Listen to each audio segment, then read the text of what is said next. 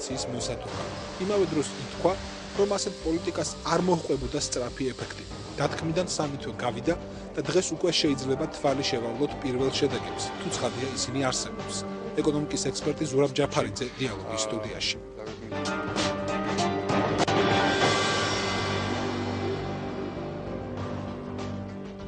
მოგესალმებით, ხუთშაბათია, საღამოს 10 საათი, ჩვენ ერთმანეთს ხვდებით დიალოგში დავით ბაიჭაძესთან. ჩვენი სტუმარია ზურაბ ჯაფარიძე. მოგესალმებით, ზურაბ, მადლობთ რომ გესალმებით. მადლობთ. ჩვენ შეგვიძლია ცხადია დავიწყოთ საუბარი, ასეც ვიზამდით, რომ არ იყოს სპეცრეპორტაჟი ამ თემაზე. სადაც ჩვენ მოვისმენთ რამდენიმე ადამიანის, ეკონომიკაში ჩახედული რამდენიმე ადამიანის მიდგომას თუ აზრს საქართველოში არსებული ინფლაციისა და მისი დაძლევის გზათა შესახებ. ნახოთ ახლა სპეციალური რეპორტაჟი, რომლის ავტორია მარია ტყებუჩავა და მერე დავუბრუნდეთ პირდაპირ ეთერში ჩვენ სტუმართან ზურაბ ჯაფარიძესთან სასაუბროდ.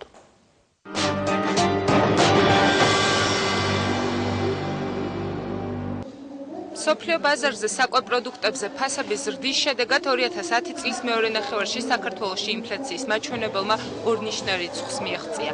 საკვები პროდუქტები გაძვირდა საქართველოშიც. სოფლიო ბაზარზე ფასების მატებასთან ერთად ეკონომისტები ინფლაციის გამომწვევ შიდა ფაქტორებზეც საუბრობენ. 2010 წელს წინა წელთან შედარებით სტატისტიკური ინფორმაციით საქართველოში ფულის მასა გაიზარდა. ფულის მასის ზრდა ეს არის სხვადასხვა აგრეგატის მიხედვით 14-დან 35%-მდეა გაზრდილი, რაც თავისთავად ცხადია პირდაპირ უკვე არის ინფლაციის ერთ-ერთი გამომწვევი მიზეზი. მეორე არის ვალუტის გაცვლითი კურსი. შარშან ივნისის დასაწყისში, ანუ ადგილობრივი არჩევნების შემდეგ კურსმა დაიწყო ზრდა და თითქმის 1.90-მდე ავიდა. ამ პროცესებმა გამოიწვია, რომ ივლისში დაიწყო ინფლაცია და უკვე მან საშიში ფორმები მიიღო. რა თქმა უნდა, საერთაშორისო ფაქტორს აქვს მნიშვნელობა, იმიტომ რომ სოფლიო ბაზარზე ძირითადად სასურსათო პროდუქტები გაძვირდა, ხოლო ჩვენთან პრაქტიკულად აგრარული პოლიტიკის არარსებობის გამო და რა თვითონ პრეზიდენტმა სააკაშვილმა აღიარა, როდესაც მარტის თვეში იყო სტუმრობდა სოფლის მეურნეობის სამინისტროს, ამ ფონზე ჩვენ გვაქვს ის, რომ პრაქტიკულად ჩავარდნა არის ამ დარგში. უფრო მეტიც თუ ავიღებთ ოფიციალურ სტატისტიკას 2010 წელს ყველა დარგში იყოს და გარდა სოფლის მეურნეობაში. იმის გამო, რომ საქართველო დიდად არის დამოკიდებული იმპორტზე, ფასების ზრდის შეჩერება რთული გახდა. მთავრობამ დამატებით 150 მილიონის ჩადება გადაწყვიტა სოფლის მეურნეობაში, რითაც გრძელვადიან პერსპექტივაში საქართველოს დამოკიდებულება გარე ბაზარზე შედარებით შემცირდება. მანამდე კი ინფლაციის მოთოკვას ეროვნული ბანკი მონეტარული პოლიტიკის გამკაცრებით ცდილობს. მე არ ვიტყოდი რომ გამკაცრებული მონეტარული პოლიტიკა, მე ვიტყოდი რომ ოპტიმალური მონეტარული პოლიტიკა არსებულ სიტუაციაში. რა ეკონომიკაც გვაქვს, რა საგადამხდელო ბალანსის მონაცემები გვაქვს, ამის ანალიზის შედეგად ჩვენ შეგვიძლია ვთქვათ, რომ ყველა აგრეგატის ანალიზი ემერთება გვაქვს საშუალებას, რომ ეროვნული ბანკი ოპტიმალურ პოლიტიკას ახორციელებს ამ ეტაპზე რაც შეიძლება მან გააკეთოს. აღსანიშნავია მთავრობის და ეროვნული ბანკის კოორდინაციის პრობლემა, როდესაც ეროვნული ბანკი კურს ამყარებს და ჭაბი ფულადი მასის ამოღება ხდება ეკონომიკიდან, ესეთ პირობებში მთავრობა დგამდა ცალკეულ ნაბიჯებს, რაც პირიქით ახალისებდა ინფლაციას, მაგალითად თქვათ სასურსათო ვაუჩერებთან დაკავშირებული საკითხებიან. ეკონომისტები თანხმდებიან იმაზე, რომ საქართველოს მთავრობას ინფლაციის მოსათოკად გარე ფაქტორებზე ზემოქმედება არ შეუძლია, თუმცა არის სხვა გზებიც. პროფესორი ნოდარ ხადური ამისთვის საჭიროდ თანამიმდევრული ნაბიჯების გადადგმას მიიჩნევს. მისი თქმით, არსებობს კიდევ ერთი გზა ინფლაციის დონის სწრაფი დაწევისთვის, თუმცა ეს გზა საკმაოდ სახიფათოა და მაკროეკონომიკურ ჭრილში პრობლემებს გამოიწვევს. ხელისუფლებას რასაკვირველია შეუძლია, რომ ამ წუთში მნიშვნელოვანი ნაბიჯები გადადგას და შოკური სტაბილიზაციის მექანიზმი აირჩიოს. მაგალითად, კიდევ უფრო მეტად შეზღუდოს მიმოქცევაში არსებული ფულის რაოდენობა, მკვეთრად შეამციროს ლარის და დოლარის გაცვლითი კურსი, პრაქტიკულად ნულამდე დაიყვანოს ბიუჯეტის დეფიციტი და ამით მოახდინოს ფასების დონის დასტაბილურება, მაგრამ არის მეორე მომენტი, ეს აუცილებლად გამოიწვევს უმუშევრობის ზრდას, ეს აუცილებლად გამოიწვევს ეკონომიკაში ზრდის პროცესების შეფერხებას. მუდმივი ჭიდილია სწორედ ეკონომიკის განვითარება, სოციალურ მდგომარეობას და ინფლაციას შორის. ჩვენ ვარჩევთ უფრო ნაკლებ უარეს გამოსავალს, თუ შეიძლება ესე ითქვას. ეს არის ის, რომ ხელხოსების გაზრდით, მიუხედავად ინფლაციური საშიშროებისა, ჩვენ გავზრდით ხარჯს, მოსახლეობა გაზრდის ხარჯს და ეს უკვე ხელშეუწყობს ეკონომიკის დასს. თავის მხრივ ეს არის ერთადერთი გზა დარეგულირების ამ ეტაპზე, სწრაფი გზა. ეკონომიკის მეცნიერებათა დოქტორი პროფესორი ლადო პაპავა მიიჩნევს, რომ მთავრობამ შეძლების დაგვარად უნდა შეამციროს საბიუჯეტო ხარჯები, ანუ თავი შეიკავოს ისეთი ხარჯებისგან, რაც არ არის უშუალოდ ეკონომიკის განვითარების აუცილებლობიდან გამომდინარე. ჩვენ გველი ძალიან მძიმე 2012 და 2013 წელი. მძიმე იმ თვალსაზრისით, ეს არის არჩევნების წელი. არჩევნების პერიოდში კი ყოველთვის დიდი არის პოპულისტური ხარჯების გაღებისადმი მიდრეკილება. ეს აქვს როგორც ხელისუფლებას, ეს აქვს ასევე ოპოზიციას, იმიტომ რომ ყველას უნდა ამორჩევლების გულის მოგება.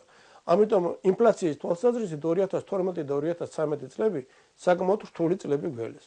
ამიტომ ინფლაციის მოტოკვის ამოცანა პრინციპულად უნდა გადაწყდეს 2011 წელს.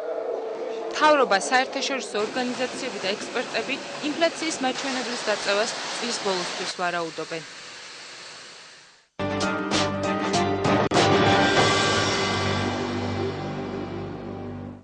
დიალოგია პირდაპირ ეთერში ჩვენი სტუმარია ზურაბ ჯაფარიძე. მოვისმინეთ არაერთი ერთმანეთისაგან განსხვავებული ნიუანსურად თუ არსებითად თვალსაზრისი. მე ვიცნობ თქვენ პუბლიკაციებს დაკავშირებულს ინფლაციასთან და ინფლაციის პრინციპში ერთადერთ მიზეზად თუ არ ვცდებით, თქვენ მიიჩნევთ საქართველოში ფულის მასის ზრდას და ვინც არაფერს. ამ წლის იანვარში საქართველოს მთავრობამ, მე შევახსენებ ჩვენს მაყურებელს, გამოაცხადა, რომ ის წარმართავდა ანტიინფლაციური პოლიტიკას, გავიდა 3 თვეზე მეტი. რა ეფექტი გვაქვს? აი სულ რამდენიმე თვეში ორი დღის წინ გამოქვეყნდა საქსტატის მონაცემები, სადაც არის ბოლო მაჩვენებლები ინფლაციის, აპრილის მონაცემები არის, რომელიც გამოქვეყნდა მაისში. მარტთან შედარებით გვაქვს კლება, მართალია ძალიან მცირე 0.1%, მაგრამ მაინც არის კლება. ასევე თუ შევადარებთ წლიურ ინფლაციას შარშანდელთან, იგივე აპრილის მონაცემებს, ამ შემთხვევაშიც გვაქვს მეტნაკლებად კლება. ანუ იმის გამო, რომ ეროვნულ ბანკმა ჩემისაც გაატარა სწორი პოლიტიკა და შეეცადა რომ შეეზღუდა ფულის მასა მიმოქცევაში, ამან გამოიღო კონკრეტული ეფექტი. და ჩემ პუბლიკაციებში სწორედ ამაზე ვუსვავდი მე ხაზს, რომ გამოსავალი აქედან არის ერთადერთი, უნდა გააკონტროლონ ფულის მასა. სხვა გამოსავალი უბრალოდ არ არსებობს. ანუ სხვა მაჩვენებლები ფულის მასის მიმოქცევაში გამოშვებისა ასევე ამბობს იმას, რომ მთავრობას ეს არ გაუკეთებია ბოლო დროს. ნუ აი 2010 წლის მონაცემები, მაგალითად აზიის ბანკმა გამოაქვეყნა, თქოს აზიის ბანკის მონაცემები იყო, საქართველოში ფულის მასა გაიზარდა 35%-ით.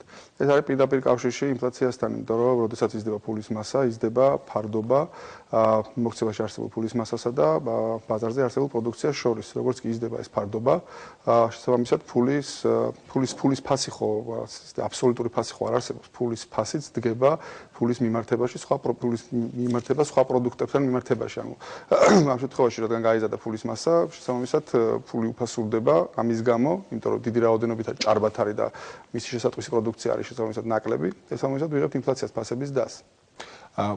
იმ ადამიანებიდან, ვინც ჩვენ სიუჟეტში ლაპარაკობთ, ახლა მე მესმის დაუსწრებელ პოლემიკას არ უმართავთ უბრალოდ.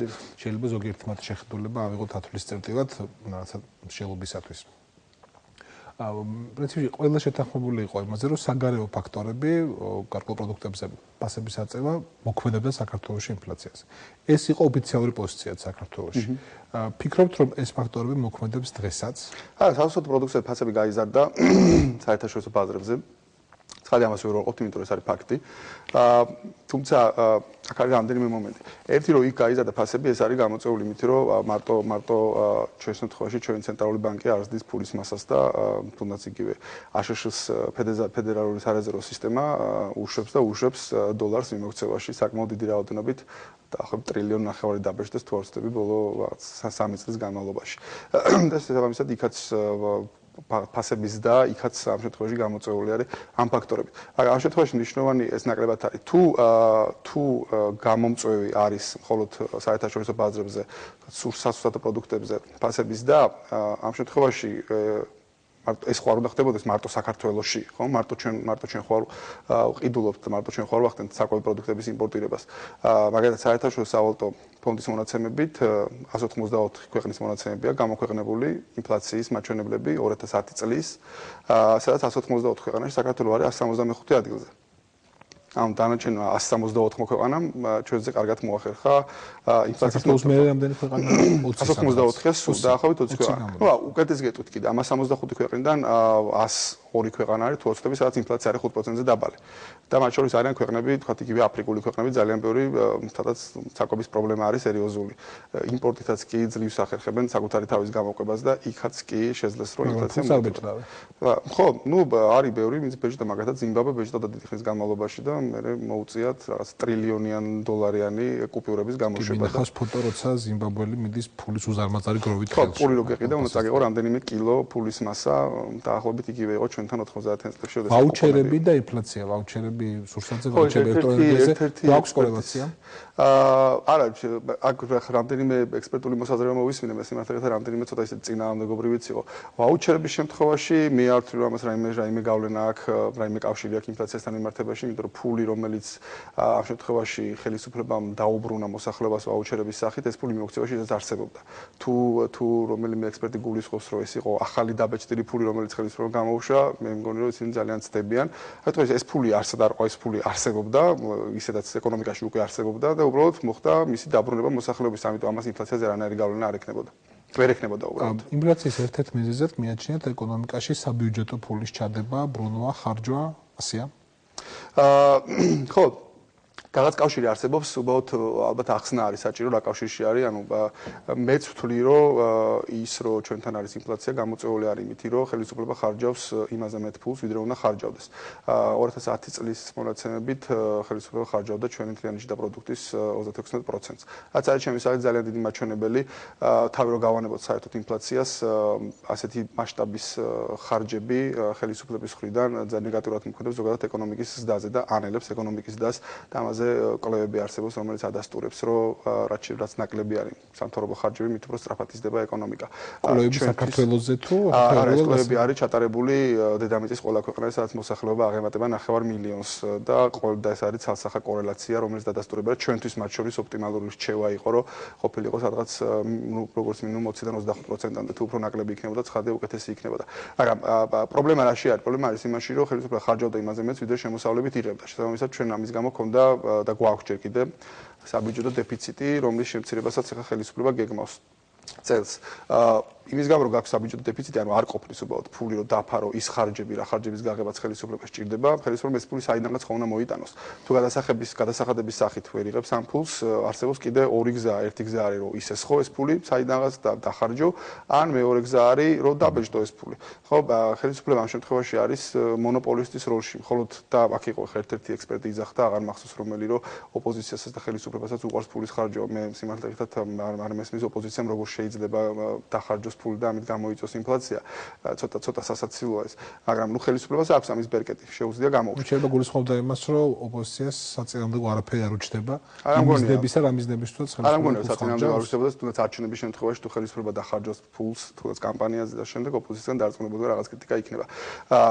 როდესაც ჩვენ ვსაუბრობთ ხელისუფლებაზე, აქ კიდე უნდა გავსაზღვრო კონკრეტულად რაზე არის საუბარი. ჩვენ შემთხვევაში ხელისუფლებას ამ მთავრობას არ აქვს უფლება რომ პირდაპირ თხოვოს ეროვნულ ბანკს ფულის მიცემა და ეროვნულ ბანკს არ აქვს უფლება რომ მიცეს ფული.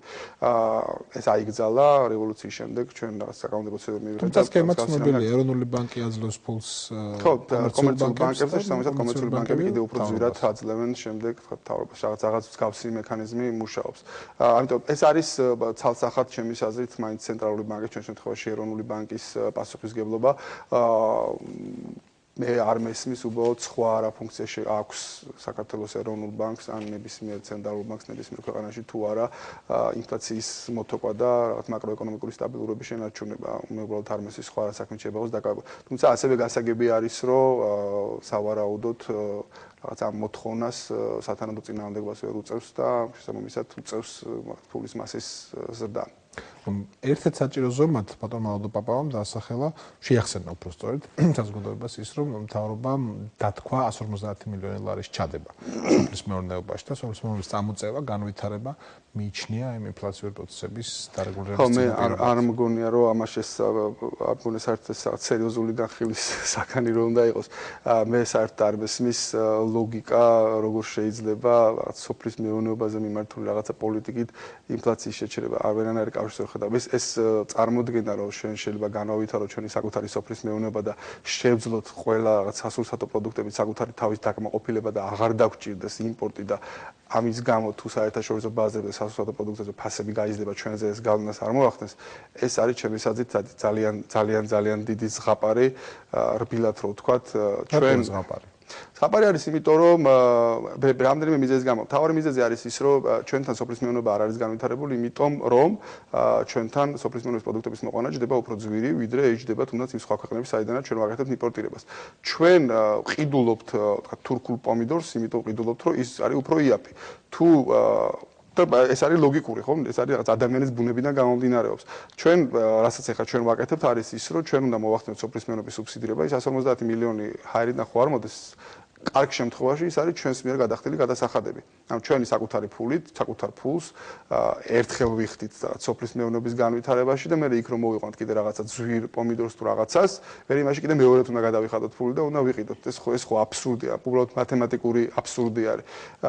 სწორი გზა არის ის რომ ხელისუფლებამ საერთოდ თავი უნდა დაანებოს მსგავსი რაღაც რომელიმე სექტორის მნიშვნელობა რა ქეცქება სოფლის მეურნეობა თუ ნებისმიერი სხვა სექტორი სუბსიდირებას ხელისუფლებას ბატონო ეგ გამოცდილება ამ ხელისუფლებას აქვს რო თავი დაენებებინა ხო რევოლუციის შემდეგ პრინციპში შედარებით ნაკლებად ერეოდა ჩემი აზრით ხელისუფლება შიდა ეკონომიკურ საკითხებში და ამ შემთხვევაში ჩემი აზრით ყოველ შემთხვევაში მე ახლა ამ გადმოსახედიდან ესეთი საბეჭდნო რჩება რომ მაშინ ეკონომიკა ბევრად უფრო დაცული იყო ასე ვთქვათ ხელისუფლებისგან იმიტომ ნაკლებად ერეოდნენ თუმცა მაშინ არსებობდა ბევრი სხვა ფაქტორები ეს ისე გლობალურად თუ შევხედოთ არა ეკონომიკურად რაზეც უფრო მეტად იყო ფოკუსირებული ხელისუფლება ეს ეხებოდა ვთქვათ ტერიტორიულ კონფლიქტებს ეს ეხებოდა თუნდაც იგი უსაფრთხოების საკითხებს უსათელ მიმართებაში ჩემი აზრით ამ გადმოსახედიდან ყოველ შემთხვევაში ესეც ჩანს რომ ხელისუფლება მაშინ უფრო მეტ ენერგიას უთმობდა სწორედ ამ საკითხებს ვიდრე ეხლა იმის გამო ხო ჩემი აზრით ეხლა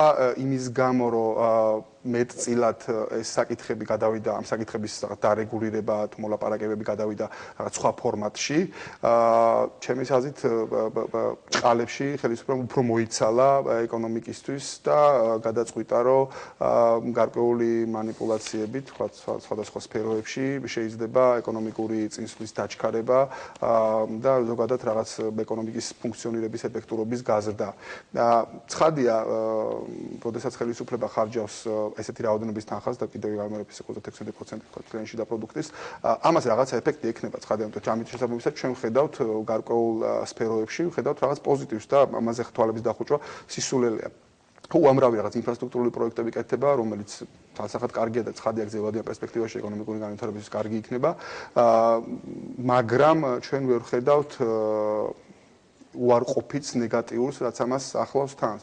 და ამას ახლავს ერთი ნეგატივი ის, რომ ეს ფული ამოდის კერძო სექტორიდან ეკონომიკიდან, სადაც ეს ფული ბევრად უფრო ეფექტურად დაიხარჯებოდა. შეუძლებელია, რომ რომელიმე ხელისუფლება მნიშვნელობა არ აქვს, რომ ვინ იქნება ხელისუფლებაში, უფრო ეფექტურად ხარჯოს ფული, ვიდრე ამას გააკეთებს კერძო სექტორი განავითარებდა ინფრასტრუქტურას? არა, ინფრასტრუქტურას ვერ განავითარებდა. იმ მასშტაბით ვერ განავითარებდა ცხადია, მაგრამ სხვა რაღაც სექტორები განვითარდებოდა, ხო, აუცილებელი ხო არ არის ინფრასტრუქტურა განვითარდეს მაინც და მაინც თუნდაც ესეთი მასშტაბით, როგორც ახლა ვითარდება, ხო? ის რომ მაგალითად ახალ გაკეთებულ ავტობანზე მიდიხარ და ეს ავტობანი არის ცარიელი, ეს ნიშნავს, რომ ეს ავტობანი შეიძლება ყოფილიყო უფრო წვრილი და უფრო პატარა, სულაც არ იყო შეიძლება აუცილებელი რომ ამდენი ფული დახარჯულიყო ამაში, ხო?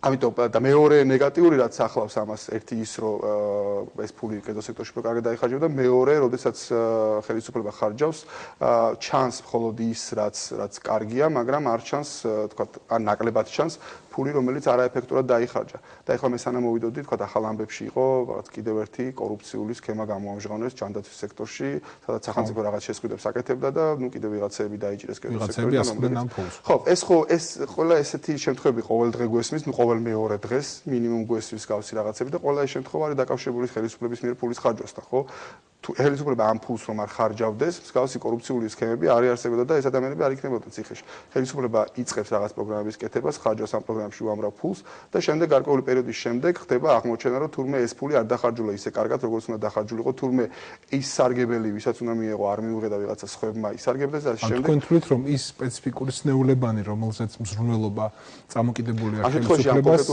ასევე კერძო სექტორის საქმეა არა ცხადია მე ამ შემთხვევაში ამ კონკრეტულ მაგალითზე არა მაქვს საუბარი მე ვიძახის ზოგადად ხო ზოგადად მე ვთვლი რომ ნებისმიერ შემთხვევაში ხელისუფლების საქმე არ არის მაგრამ ამ შემთხვევაში ამ კონკრეტულ მაგალითზე არ მაქვს საუბარი ბევრი სხვა მაგალითებიც იყო კიდევ მეორე ყოველ მეორე დღეს არის მსგავსი რაღაცეები მაგალითად ცოტა ხნის წინ იყო რომ თურმე სიმინს ყიდულობდა ხელისუფლება სოფლის მეურნეობისთვის რაღაც იშვიათი ჯიშის თუ რაღაც კარგი ჯიშის რომ დიდი ტაროები უნდა მოესხა ალბათ და ამ სიმინდი ანუ ვიღაცამ მოიგო ტენდერი შემდეგ ეს სიმინდი შემოიტანა წაიღო სადღაც ორ ქარხანაში ერთი გონი გულჯანში ერთი სადღაც და ამ სიმინდისგან გააკეთა სპირტი და გაყიდა ეს სპირტი და ეს სიმინდი საერთოდ არ დაითესა ხო ანუ ეს ფული ჩვენი გადახდილი გადასახადების ჩვენი ჯიბიდან ამოღებული ფულია გადასახადების სახით ვიღაცამ მიხეირა სპირტი გააკეთა სადღაც გაყიდა ისე რომ საერთოდ აღრიცხვა არ გაუკეთებია და მოიგო ბევრი ფული მეორე შემთხვევა რაც ახლა მახსენდება კიდე იყო მაგალითად იგივე სადაზღვევო კომპანიებთან ხელისუფლებამ რეგიონებში მიცა ერთგვარი მონოპოლიები სხვადასხვა სადაზღვევო კომპანიებს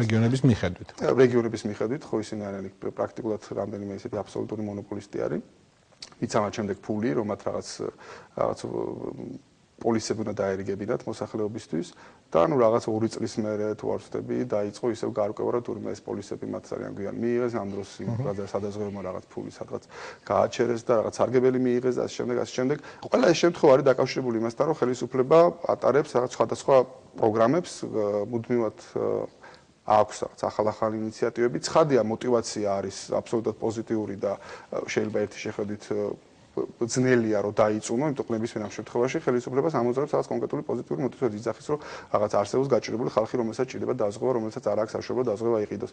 ან არსებობს რაღაც სექტორი მაგათაც სოფლის მეურნეობის რომელსაც ჭირდება განვითარდება და თავის თვე ვითარდება, ამიტომ რაღაც წაშორება ჭირდება. ყოველთვის არის мотиваცია ესეთი. თუმცა გამომდინარე იმისგან, ბუნებისგან ზოგადად რომ სახელმწიფო ხარჯები ყოველთვის არის არაეფექტური, ჩვენ ვიღებთ ესეთ შედეგებს. ბოლო კითხვა, ლაპარაკი იყო შოკური გამოჯანმრთელების შესახებ ამ სიტუაციაში, რომ ესეთი გზაც არსებობს. თქვენი აზრით ეს გზა ახლა უპრიანია თუ შეიძლება თქვა უფრო ნელი ტემპით მე არ მესმის ზუსტად შოკური მაინც და მაინც როგორი უნდა იყოს ანუ არ მესმის ერთ დღეში ეროვნული ერთ დღეზე არ ლაპარაკი როგორც ცნობილია თქო ბიუჯეტის დეფიციტი უნდა შემცირდეს რაღაც 3.5%-მდე ხო მე თვალსწრები რაღაც 4.5 უნდა ჩამოყავთ წელს ხო 4.5-მდე მაგრამ ნუ აი თქვა დაისახო მიზნა და შეამცირო 0-მდე საერთოდ დაიყვანა მე ამას მივესალმები თუმცა ეს ერთ დღეში არ მოხდება ანუ ეს მოხდება მაინც რაღაც თვეების განმავლობაში და ჩემისათვის იქნება ძალიან კარგი შოკურ თერაპიაში გულისხმობოდა რომ ფულის მასა უფრო დიდი ოდენობით ამოეღო ეროვნულ ბანკს მე მგონი ამას გულისხმობდნენ და რასაც როგორც ერთ-ერთი ექსპერტი ამბობდა ეს გააჩერებდა ეკონომიკის განვითარებას და მოუწევდა ესეც არის ცხადი ამას შეიძლება მოკლევადიან პერსპექტივაში შეიძლება მართლა მოყვეს უმუშევრობის გარკვეული რაოდენობის და მაგრამ გრძელვადიან პერსპექტივაში ამას იქნება ნებისმიერ შემთხვევაში პოზიტიური შედეგი. საერთოდ ინფლაცია, როდესაც იზრდება, ანუ როდესაც ფასების დახდება და გვაქვს სახეზე ინფლაცია, ამ შემთხვევაში გამოსავალი არის რეალურად აქვს ნებისმიერ ხელისუფლებას აქვს ორი გზა. ერთი და კარგი გზა არის ის, რომ მოთოკოს ეს ინფლაცია და მაქსიმალურად შეზღუდოს ფულის მასის მოძრაობა, შესაბამისად მიაღწიოს მაკროეკონომიკურ სტაბილურობას, რაც გრძელვადიან პერსპექტივაში გამოიწვევს ეკონომიკურ ზრდას. თუმცა მოგრევადიან პერსპექტივაში ამას შეიძლება კონდეს ნეგატიური შედეგი უმუშევრობის თვალსაზრისით. თუმცა არა ისეთი, როგორცაც ძალიან ბევრი ექსპერტი ხატავს ხოლმე, მე მაინც და მაინც ამას არ ვიზიარებ. მეორე არის ის, რომ დაიწყო ბრძოლა სხვადასხვა ეძებო მიზეზი არა იმაში, სადაც რეალური მიზეზი არსებობს და დაუწყო ბრძოლა რაღაც ფანტომებს და ესეთი ერთ-ერთი ფანტომი არის ჩვენ შემთხვევაში სოფლის მეურნეობის სფერო, რომელიც თვითონ გადაგვარჩენს. დიდი მადლობა, ზურაბ, ჩვენი სტუმარი იყო ზურაბ ჯაფარიძე. მეორე ბლოკში ჩვენ შევეხებით პრობლემებს ოკუპირებულ ტერიტორიებზე. ჩვენი სტუმარი იქნება შოთა მალაშხია, საქართველოს პარლამენტის ტერიტორიული მთლიანობის აღდგენის დროებითი კომისიის წევრი.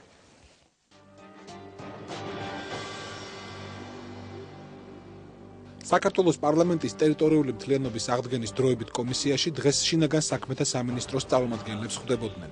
დიალოგის მეორე ნაწილში ჩვენ შევეხებით ზოგიერთ საფრთხეს, ფაქტსა და თავისებურებას საქართველოს ოკუპირებულ ტერიტორიებზე. პირველ არხს სტუმრობს პარლამენტის წევრი შოთა მალაშხია.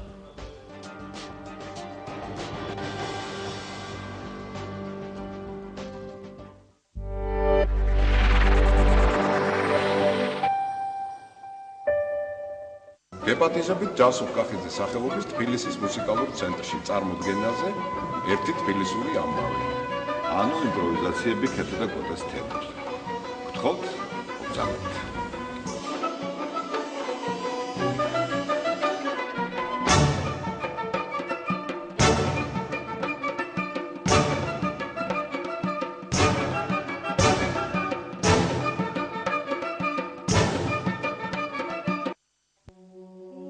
ერთიანი საქართველოსთვის 2008 წლის აგვისტოს ომში გმირულად დაღუპული ჯარისკაცის ვახტანგ გზირიშვილისა და მისი თანამებრძოლების სახელობის საქველმოქმედო ფონდის თაოსნობითა და სრულიად საქართველოს კათოლიკოს პატრიარქის უწმიდესისა და უნეტარესის ილია მეორეს ლოცვა-კურთხევით ვარკეთილში შენდება წმინდა მეფის ვახტანგ გორგასლის სახელობის ეკლესია. მიიღეთ მონაწილეობა ეკლესიის მშენებლობაში, რათა საუკუნოდ იყოს ხსენება სამშობლოსათვის გმირულად დაღუპული ვაჟკაცებისა.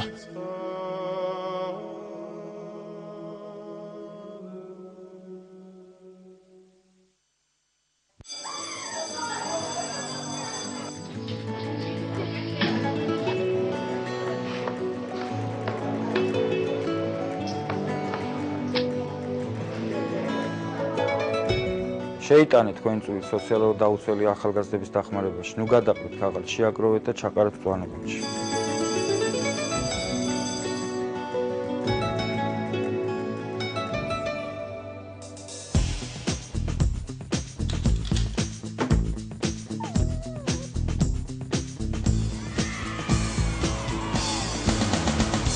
პროექტი მწვანეყუთი. კონსერვატორიის სამუსიკო სემინარია აცხადებს მოსწავლეთა მიღებას პირველიდან მე-11 კლასის ჩათვლით. მოსწავლეები ჩაირიცხებიან კონკურსის შედეგად. იმავე შენობაში ფუნქციონირებს ზოგად საგანმანათლებლო სკოლა, მხოლოდ სემინარიის მოსწავლეთათვის. საბუთები მიიღება 15-დან 27 მაისამდე. დამატებითი ინფორმაციისთვის დარეკეთ ტელეფონზე 94 25 40. მედია პარტნიორი საზოგადოებრივი მაუწყებელი.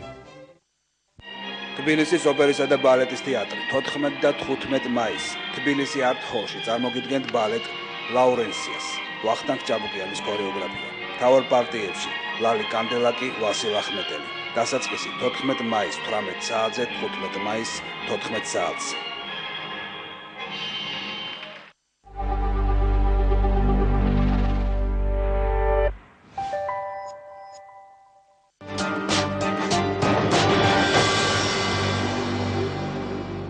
ანახლებთ დიალოგს ჩვენი განაცემის მეორე ნაწილის სტუმარია შოთა მალაშხია, საქართველოს პარლამენტის ტერიტორიული მთლიანობის აღდგენის დროებით საპარლამენტო კომისიის თავმჯდომარე. გამარჯობა, მადლობთ რომ მობრძანეთ.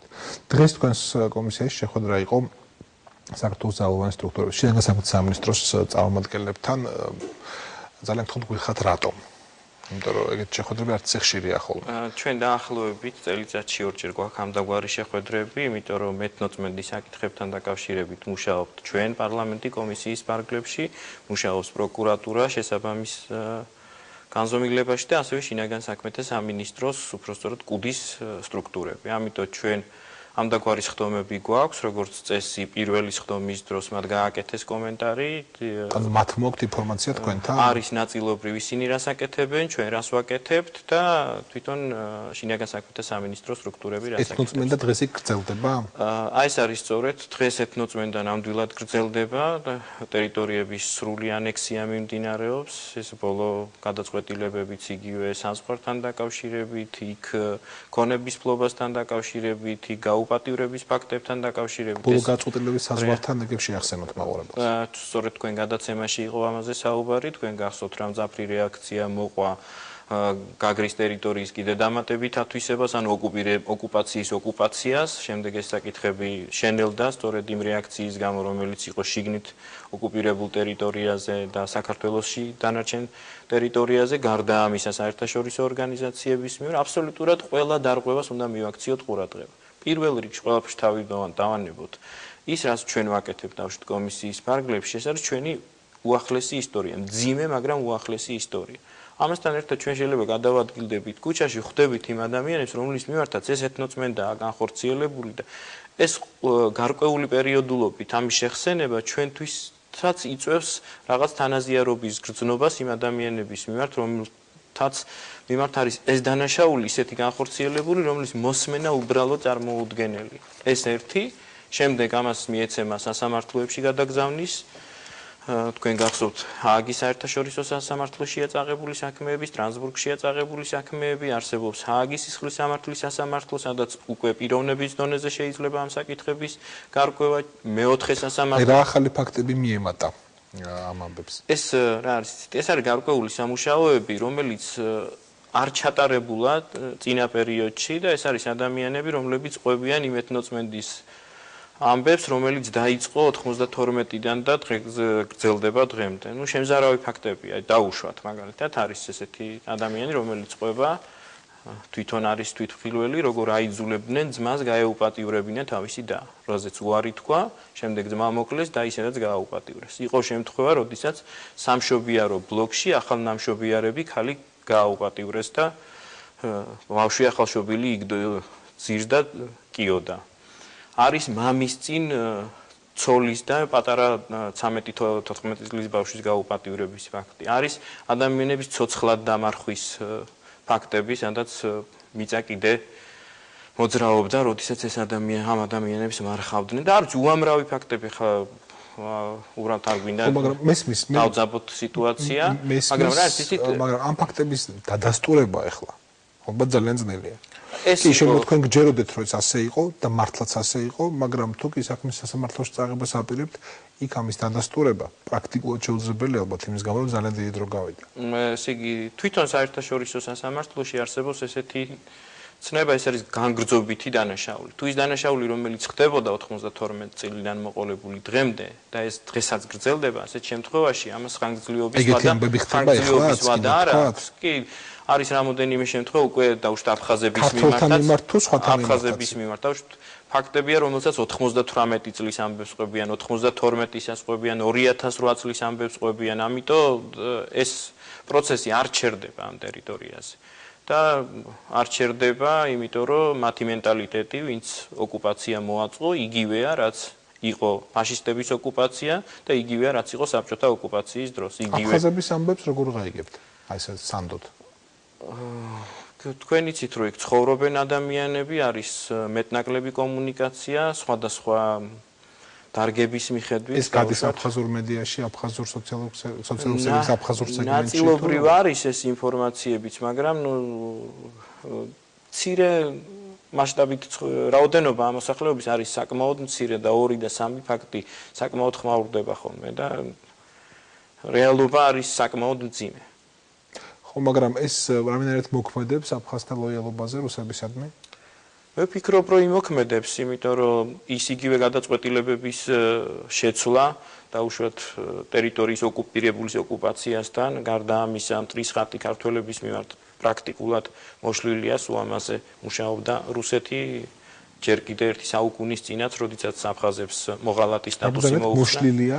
ამ ბოლო პერიოდში იშლება, როდესაც ამაზე დიდი მუშაობა მიდიოდა მთელი ერთი საუკუნის განმავლობაში, ნუ ცოტა მეტი ასე ვთქვათ. თუმცა გამოდის, რომ ავიწყდებათ ის, რაც 3 წლის წინ, 2 წლის წინ, 1 წლის წინ ძალიან ყარად ჭეროდა. მათი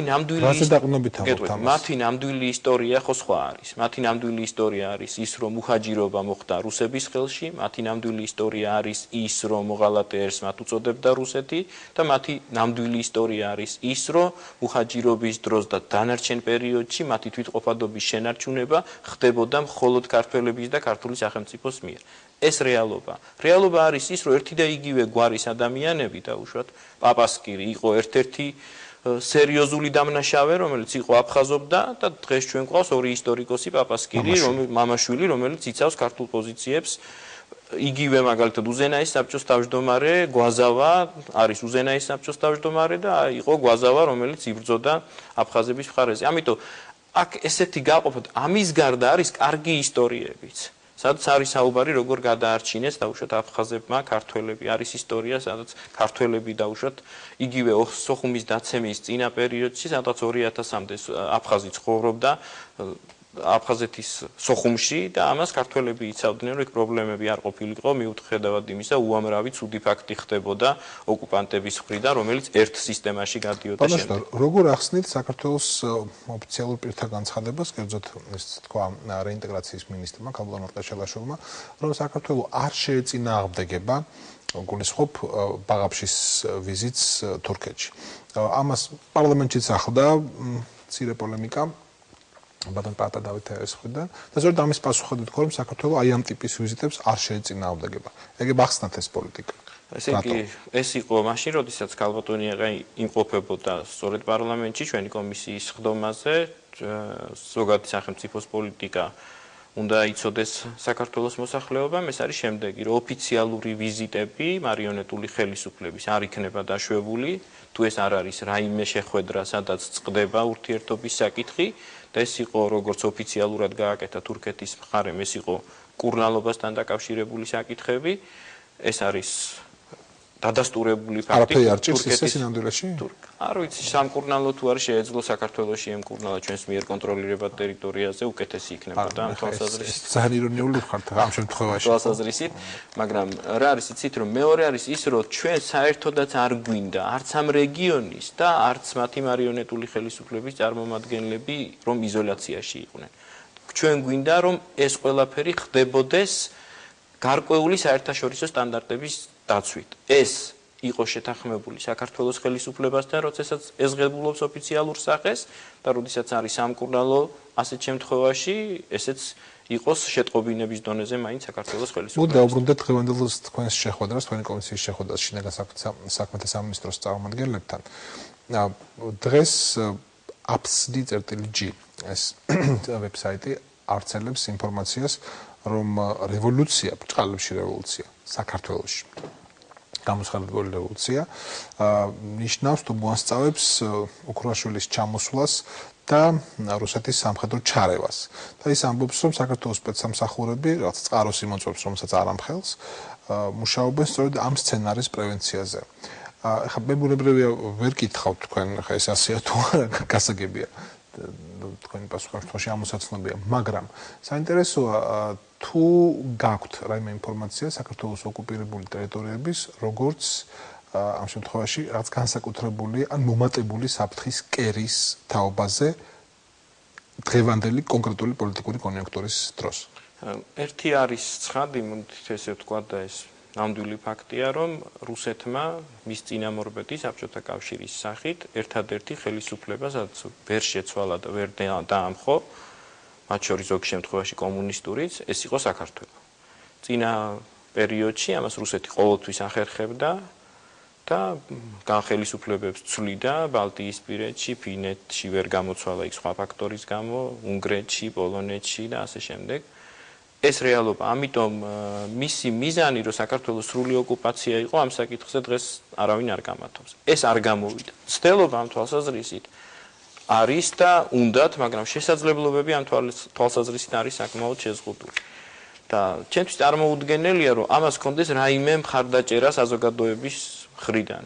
იმიტომაც წარმოუდგენელი, რომ მაგალითად იგივე როდესაც მიდიხარ პუტინთან დგეხარ გვერდით და ესწრები მონუმენტის გახსნას, ეგოროვის და კანთარიას, მაშინ როდესაც ეს კანთარი არის პუტინის მიერ გამოდევნილი და ის ვერ დაასაფლავეს თავის აფხაზეთში და ის არის წალენჯიხის რაიონში დასაფლავებული, სხვათა შორის საკმაოდ პატრიოტი ადამიანი იყო და განწყობა ოკუპანტების მიმართ ჰქონდა ის როგორც უნდა ქონოდა და ასეთ დროს არც ემპათიის მისწაფლავს საქართველოს კონტროლირებად ტერიტორიაზე მიდიხარ რუსეთში, აქ მხარდაჭერის შანსი არის ნოლის ტოლი. ამიტომ ამის შესაძლებლობა და ამის გადატანა საქართველოს მოსახლეობაზე არის პრაქტიკულად წარმოუდგენელი.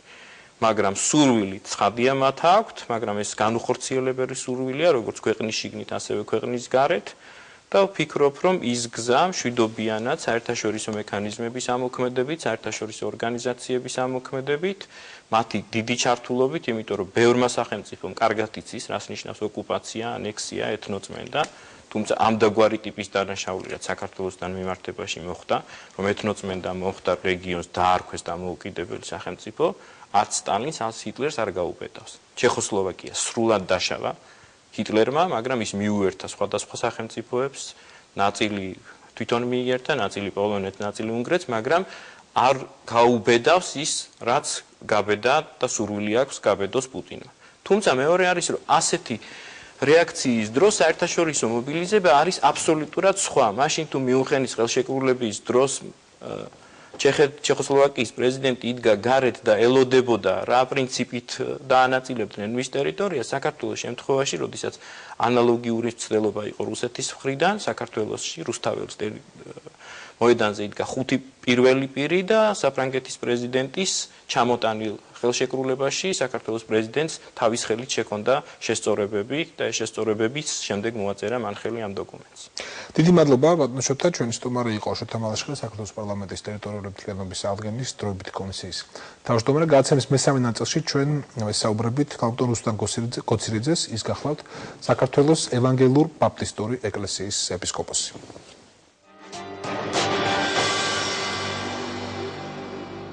საქართველოს მოქალაქეები შესაძლოა ნაკლებად იცნობდნენ ქვეყანაში მოქმედ სხვადასხვა რელიგიისა თუ რელიგიური მიმდინარეობების წარმომადგენლებს. ბევრი არაფერი უწყოდნენ მათი საქმიანობის შესახებ. ცხადია, აქ არ გულისხმობთ საქართველოს მართლმადიდებელ ეკლესიასა და მის მსახურებს. დღეს დიალოგში შევეცდებით შევავსოთ ინფორმაცია მსოფლიოში ერთ-ერთი ყველაზე ფართოდ გავრცელებული პროტესტანტული მიმდინარეობის შესახებ ჩვენს ქვეყანაში. ბაპტისტების ისტორია საქართველოში დასაბამს იღებს დაახლოებით 140 წლის წინათ. ქართულენოვანი ბაპტისტური ეკლესია კი 1919 წელს დაარსდა. ჩვენი სტუმარია რუსუდან კოცირიძე, საქართველოს ევანგელურ ბაპტისტური ეკლესიის ეპისკოპოსი.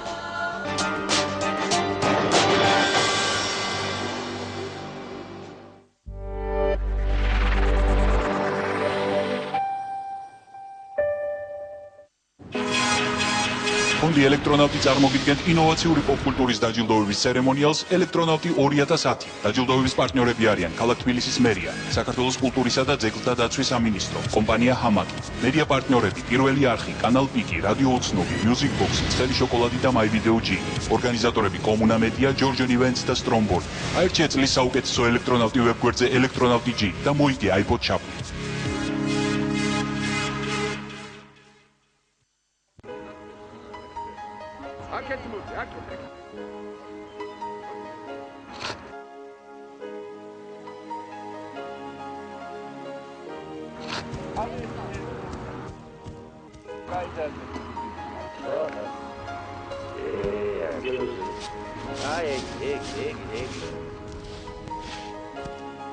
Berikasemu.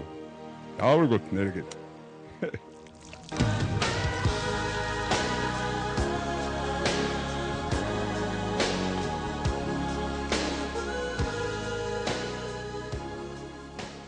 შევხვდეთ კათარზისში.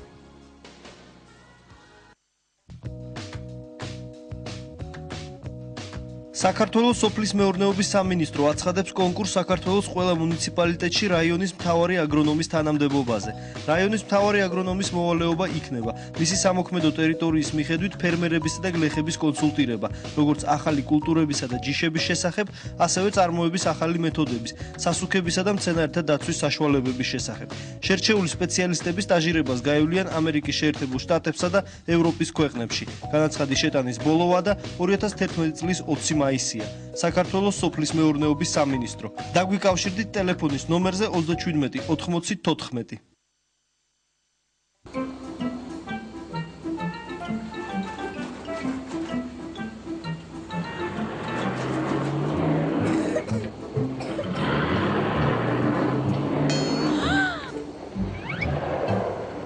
თქვენ გაქვთ უფლება ჩაერთოთ იმ პროექტების დაგეგმვის პროცესში, რომლებმაც შესაძლოა ზეგავლენა მოახდინოს თქვენს საცხოვრებელ გარემოზე. მიიღეთ მონაწილეობა პროექტების საჯარო განხილვებში. ინფორმაცია საჯარო განხილვების შესახებ მოიძიეთ პრესაში და ორხუსის ცენტრის ვებგვერდზე.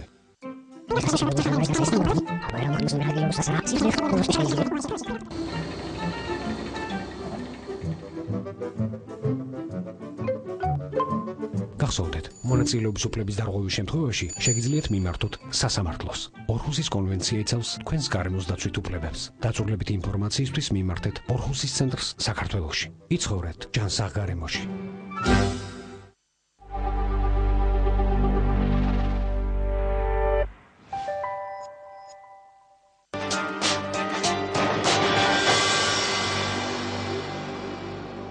ეთერში ვართ და როგორც მოგესალმებით ჩვენი სტუმარია რუსტან კოცირიძე. მოგესალმებით, დიდი მადლობა რომ მოგბრძანდით.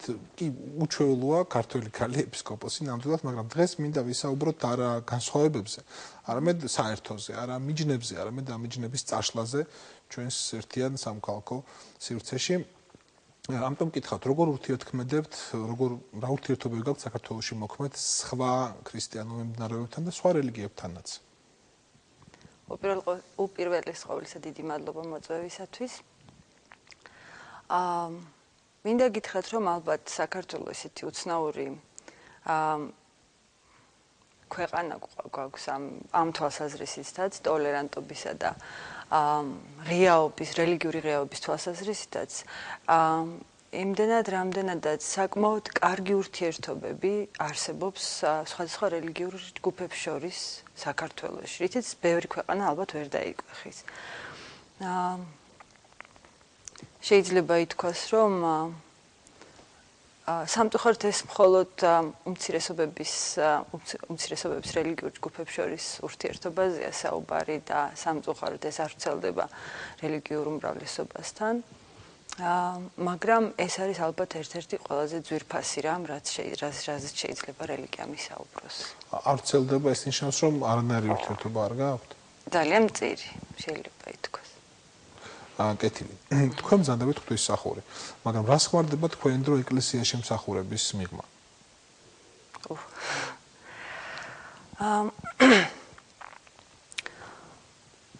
გარდა იმისა, რომ ვარ ორი შვილის დედა და ეს საკმაოდ ბევრ ამას ნიშნავს, ჩემი საქმიანობის დიდი ნაწილი ეკუთვნის ქალთა უფლებების სფეროში მოღვაწეობას. კერძოდ საუბარია გენდერულ პროექტებზე და ის, რასაც ვთქვათ, ვემსახურები ეკლესიაში ანაფორით და კათედრიდან და ევქარისტიულ ტაბლასთან ვთქვათ, ვემსახურები ანაფორის გარეშეც და ჩემთვის ძალიან ძვირფასი რამეა თანასწორობის ფენომენი. და ვცდილობ, რომ ეს სეკულარულ სივრცეშიც გადავიტანო და რა გამოგდით? რა გამომდის? ალბათ როგორც არასამთავრობო ჯგუფის წარმომადგენელი, როგორც არასამთავრობო ჯგუფის წარმომადგენელი.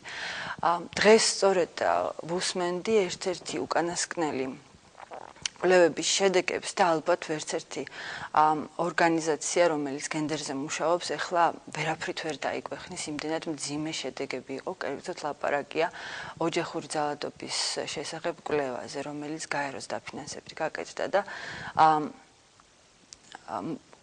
ჩემთვის ყველაზე შოკის მომგვრელი იყო ის, რომ გამოკითხულთა 35% ქალების 35% ამართლებს ამა თუ იმ სახის ძალადობას ქალზე.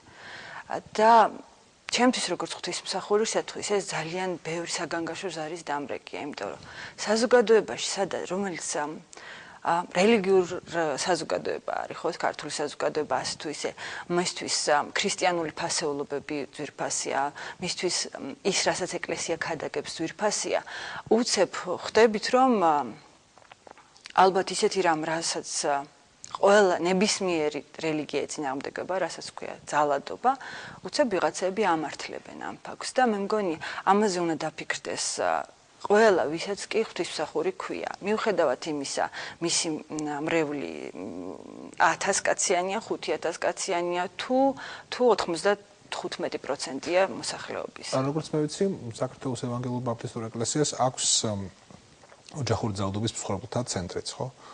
ცენტრი ცოტა ხმამაღალი ნათქვამია, პატარა თავშესაფარი არის, სადაც თქვენთან მოდიან ოჯახური ძალადობის მსხვერპლი ადამიანები რწმენისაგან დამოუკიდებლად ყველანი? ეს ცენტრი იმდენად პატარა, შეუძლია შეიფაროს სულ ან ერთი ან ორი ადამიანი ამდენად ვრცელ დაფარვას. მოდი, რამდენიმე სიტყვა გითხარით, ან რამდენიმეზე მეტი სიტყვა ევანგელური ბაპტისტური ეკლესიის სოციალური მსახურების შესახებ. რას ფარავს, რამდენ ადამიანს ყოფნის, რას თავაზობს ის სხვა ადამიანებს? მოკლედ, რას მოიცავს თქვენი სოციალური მსახურება? ჩვენი ეკლესიისათვის ორი მიმართულება არის ძალიან ფასეული. ერთი, რომელიც სათავეს იღებს უძღებიშვილის იგავიდან, რაც ნიშნავს უფალთან ადამიანის მიყვანას, უძღებიშვილის მამასთან დაბრუნებას და მეორე ეს არის კეთილი სამართლის იგავი. და მთელი ჩვენი სოციალური მსახურება სწორედ ამაზეა დაფუძნებული, კეთილი სამართლის ფენომენზეა დაფუძნებული. სოციალურ მსახურებას რაც შეეხება, ერთ-ერთი ყველაზე ძლიერი რასაც ვთქვათ, ევანგელურ ბაპტისტური ეკლესია აკეთებს საქართველოში, ეს არის წმინდა ნინოს ორდენი, ეს არის დიაკონისელი დების ორდენი, რომლებიც ყოველდღიურად სახლებში აკითხავენ მოხუცებულებს, მარტოხელა მოხუცებულებს. და ეს მოხუცებულები არიან საქართველოს ყველა კუთხეში, დაახლოებით ლაპარაკია 400 მოხუცებულზე და მათ ემსახურებათ 80-მდე დიაკონისელი და ზოგი არის ექიმი, ზოგი არის მოხალისი. და ეს მოხუცები, რა თქმა უნდა, არიან სულ სხვადასხვა რელიგიური კუთვნილების სხვადასხვა დენომინაციის ადამიანები, რა თქმა უნდა.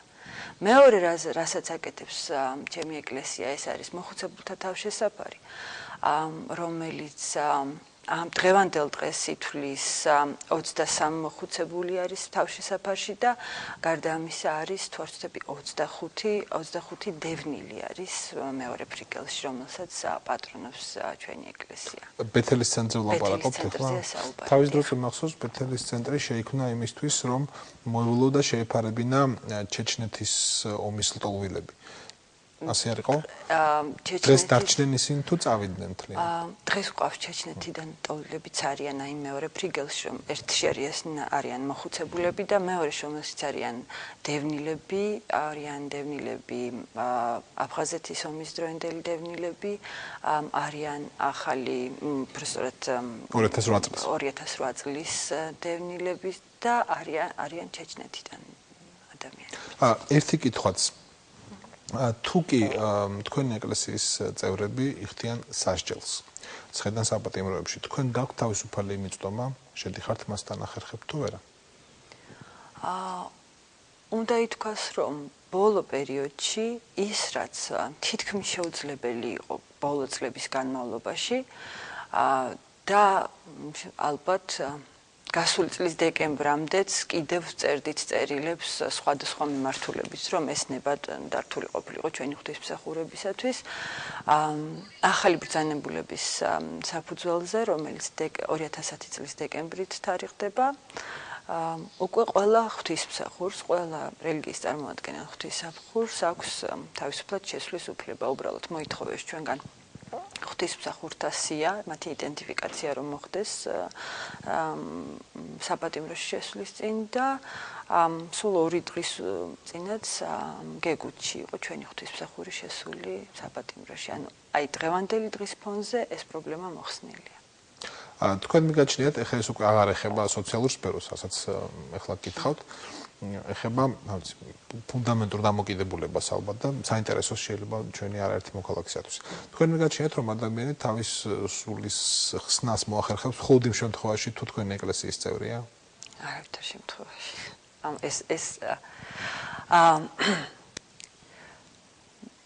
მოდი ვიტყვი ძალიან ძვირფას რამეს, რასაც ამბობს ევქარისტიის ტაბლასთან ღვთისმსახური ჩემს ეკლესიაში.